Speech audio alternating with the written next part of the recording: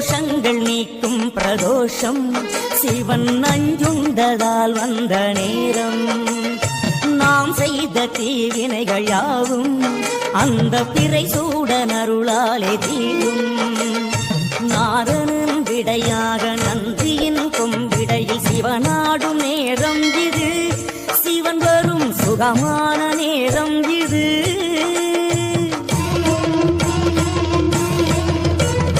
கருணாகரன் சுத்த சிவமானவன் கருணை பொழிகின்ற நேரம் இது.